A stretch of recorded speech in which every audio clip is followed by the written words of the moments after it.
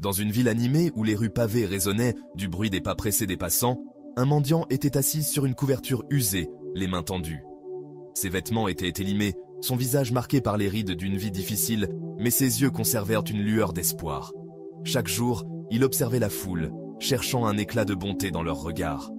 Un matin, un homme élégamment vêtu, portant un manteau impeccablement taillé, passa près de lui, ses chaussures vernies, claquant contre les pavés. Le mendiant, percevant une opportunité dans la démarche assurée de l'homme, tendit les mains plus loin, espérant une pièce généreuse. L'homme s'arrêta, son regard perçant croisant celui du mendiant. Au lieu de sortir son portefeuille, il lança un défi qui frappa comme une étincelle sur de l'herbe sèche. On fit comprendre au mendiant que pour recevoir, il fallait d'abord donner. Sans rien à offrir, il n'avait pas le droit de demander. Les mots restèrent suspendus dans l'air, chargés de sens, tandis que l'homme s'éloignait. Le mendiant resta figé, son esprit s'attardant sur le défi. C'était une énigme qui le piquait et l'intriguait à la fois. Que pouvait-il offrir, lui, un homme qui n'avait rien d'autre que les vêtements qu'il portait? Pendant des jours, le mendiant réfléchit. Il observa le monde autour de lui. Les vendeurs avec leurs charrettes de fruits, les enfants se poursuivant, les amoureux échangeant des sourires discrets. Il remarqua les fleurs sauvages qui poussaient obstinément dans les fissures du trottoir, leurs pétales délicats dansant dans la brise. Une idée commença à germer. S'il pouvait offrir quelque chose, même modeste, peut-être pourrait-il changer la manière dont les autres le percevaient. Peut-être pourrait-il changer la manière dont il se voyait lui-même. Le lendemain matin, il se leva tôt, avant que la ville ne s'éveille complètement. Il cueillit les fleurs sauvages, leurs couleurs éclatantes, contrastant avec ses mains usées. Il les attacha en petits bouquets avec des bouts de ficelle ramassés dans la rue. Lorsque les passants s'approchaient, il ne se contentait plus de demander des pièces. Au lieu de cela, il offrait d'abord une fleur, un geste de don avant de recevoir. Au début, les gens hésitaient, leurs yeux plissés par la méfiance. Mais la vue du sourire sincère du mendiant et la beauté simple des fleurs les adoucissaient. Une femme laissa tomber une pièce dans sa main, acceptant une fleur avec un signe de gratitude. Un jeune homme, touché par le geste, donna plus qu'il n'aurait fait autrement, glissant la fleur dans la poche de sa veste. La nouvelle se répandit discrètement. Le mendiant, autrefois invisible aux yeux de la foule pressée, devint un petit phare de chaleur. Les gens commencèrent à le chercher, non seulement pour donner, mais pour recevoir ses fleurs, qui portaient une sincérité silencieuse. Chaque fleur semblait contenir une part de son nouveau dessein. Les pièces dans sa boîte s'alourdissaient, mais plus encore, il ressentait un changement en lui. L'acte de donner, aussi modeste soit-il, le remplissait d'une dignité qu'il n'avait jamais connue auparavant. Il ne prenait plus seulement, il participait à un échange, un cycle de bonté qui circulait dans les deux sens. Les mois passèrent, et la routine du mendiant évolua. Il apprit où poussaient les fleurs, lesquelles résistèrent le mieux à la chaleur du jour. Il commença à échanger de petites sommes de ses gains contre des graines, qu'il plantait dans des coins oubliés de la ville. Ses bouquets devinrent plus grands, plus éclatants, et sa présence devint un élément familier des rues. Les gens souriaient en le voyant, certains s'arrêtant même pour discuter, leurs pièces offertes non par pitié, mais par appréciation. Le cœur du mendiant se gonflait de fierté.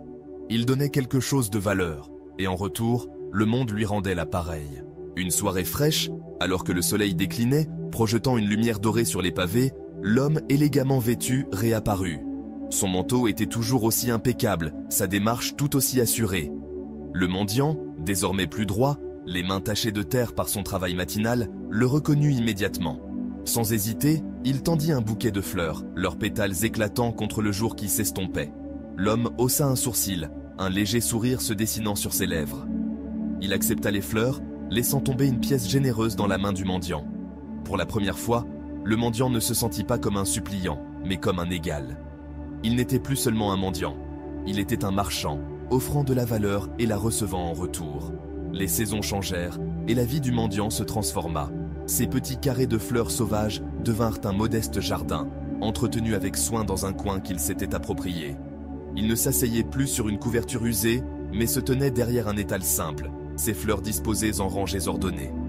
Les gens venaient de toute la ville, attirés par les histoires de l'homme qui offrait de la beauté en échange de bonté.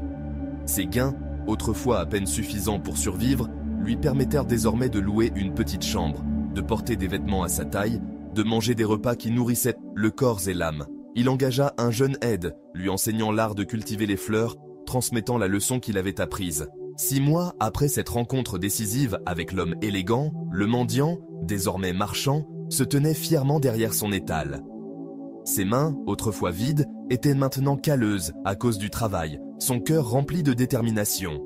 Il réfléchit au chemin qui l'avait conduit là. Le défi de l'homme avait été un miroir, l'obligeant à voir non seulement ce qui lui manquait, mais ce qu'il pouvait offrir. La loi du donner et du recevoir était devenue son étoile polaire. En donnant, il avait reçu non seulement des pièces, mais du respect, des opportunités et une nouvelle vision de lui-même. La ville, autrefois, un flou de visages indifférents, semblait désormais une communauté. Le marchand connaissait les habitués par leurs sourires, leurs histoires, la manière dont ils glissaient ses fleurs dans leurs sacs ou derrière leurs oreilles. Il voyait comment son petit acte de don avait créé des ondes, touchant des vies de manière qu'il n'avait pas imaginées. Une jeune femme utilisa ses fleurs pour décorer un mariage. Un enfant en offrit une à une mère en deuil, lui arrachant un sourire fugace. Chaque fleur portait un fragment de son histoire. Un rappel que même l'offrande la plus modeste pouvait susciter du changement. Le marchand ne revit jamais l'homme élégant, mais il portait la leçon en lui. Il comprit que le succès ne se mesurait pas seulement à la richesse ou au statut. Il s'agissait de se voir comme digne, capable d'offrir quelque chose au monde.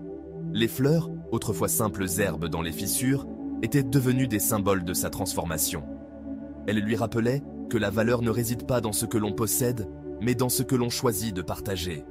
Son étal grandit, et avec lui, ses rêves. Il imaginait une boutique un jour, remplie de fleurs de toutes les couleurs, un lieu où les gens pourraient donc trouver beauté et espoir. Mais même en rêvant, il restait ancré dans la vérité qui avait changé sa vie.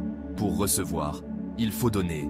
C'était une loi simple, mais profonde, un cycle qui transformait le désespoir en possibilité. Le marchand, autrefois mendiant, était la preuve vivante que la perception de soi et le courage de donner pouvaient ouvrir les portes d'un avenir inimaginable.